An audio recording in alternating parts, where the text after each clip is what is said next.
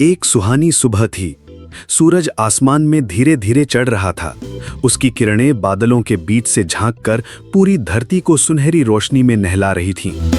उड़ते हुए बादलों के बीच एक नटखट बच्चा चिंटू और उसका सबसे करीबी दोस्त नील, एक विशाल नीला उड़ने वाला ड्रैगन, मस्ती में इधर-उधर गोते खा रहे थे।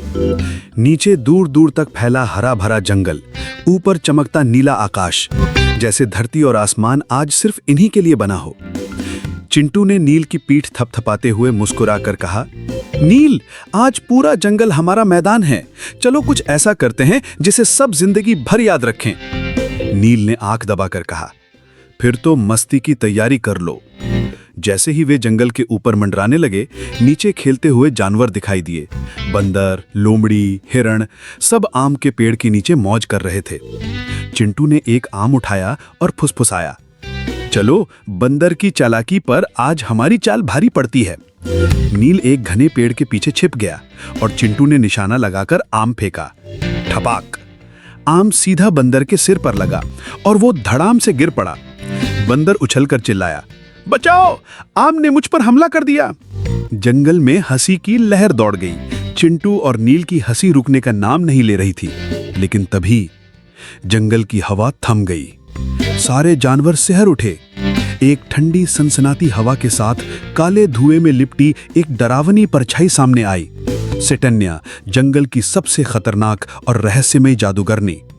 उसकी आंखें अंगारों की तरह जल रही थीं और उसकी आवाज जैसे किसी पुरानी गुफा से गूंज रही हो। मुझे बच्चों की हंसी पसंद नहीं, अब देखो मेरा खेल। सिटन्या ने हाथ घुमाया और पूरा आसमान पल भर में बदल गया। काले बादलों से ढक गया, बिजली कड़कने लगी और हवा जहरीली हो गई। चिंटू डर गया, लेकिन नील गरजा, हम डरते नहीं सिटन्या।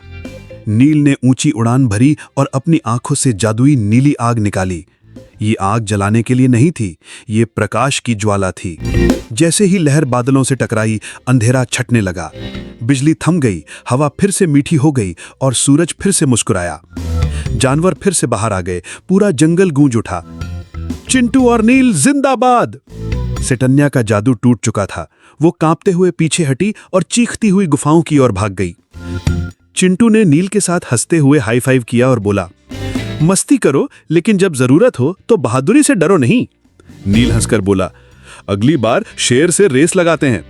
लेकिन तभी जमीन कांपी। जंगल के बीचों बीच जमीन फटी और वहां एक प्राचीन गुफा प्रकट हुई। गुफा के अंदर से एक गहरा लाल प्रकाश निकला और एक गूंजती आवाज आई, तुमने सोचा ये अंत था, असली